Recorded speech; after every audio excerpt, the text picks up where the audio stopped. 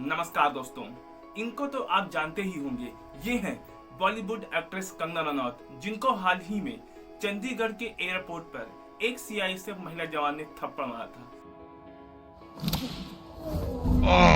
क्योंकि जब पंजाब में किसान आंदोलन चल रहा था तो उस समय कंगना रनौत ने एक स्टेटमेंट दिया था कि इस आंदोलन में जितनी भी महिलाएं भाग ले रही हैं उनको 100-100 रुपए मिलते हैं। इसी बात को लेकर उस महिला जवान ने कंगना रनौत को थप्पड़ मारा था। थप्पड़ मारने के बाद उस महिला ऑफिसर ने एक स्टेटमेंट दिया था।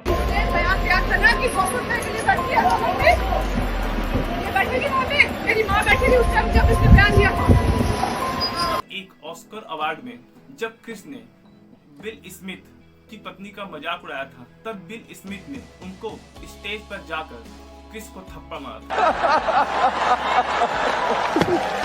तब उस समय कंगना रनौत ने एक स्टेटमेंट दिया था और कहा था कि जब भी कोई किसी के बीवी और उसकी मां का अपमान करता है तो उसको थप्पड़ जरूर मारना चाहिए। कंगना रनौत ने एक स्टेटमेंट और दिया था। उन्होंने कहा था कि भारत को असली आजादी सन 2014 के बाद मिली है। 1947 में जो आजादी मिली थी वो भीख मांग कर मिली थी।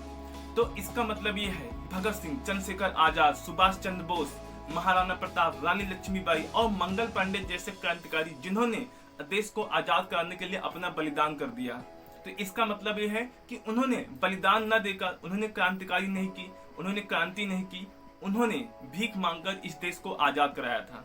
दोस्तों, सन 2014 के पहले जब अटल बिहारी वाजपेयी जी और एपीजे अब्दुल कलाम जी परमाणु बम की टेस्टिंग कर रहे थे, तो इसका मतलब ये है कि उस समय वे भीख मांग कर पाई हुई आजादी में परमाणु बम की टेस्टिंग कर रहे थे। और सन 2014 के पहले जब इनके अनुसार भारत पूरी तरीके से आजाद नहीं हुआ था, तो ये देवी कैसे भारत को आजाद करा रही थी।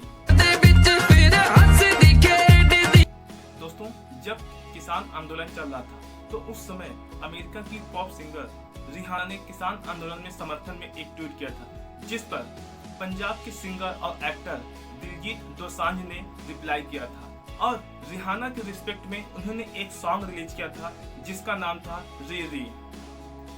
दोस्तों, तब कंगना रनौत ने उसी समय एक स्टेटमेंट दिया था और दिलजीत दोसांझ को खालिस्तानी कहा था।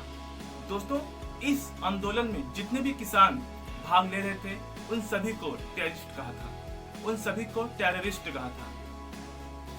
कंगना रनौत ने बाद में एक और ट्वीट किया था जिसमें उन्होंने मुंबई जैसे विकसित शहर को पाकिस्तान से कंपेयर किया था। ऐसे लोग जो अपने कंट्रोवर्शियल स्टेटमेंट देते हैं और जिससे देश में वायलेंस फैलने का डर होता है, तो के साथ हमारी सरकार क्या करती है।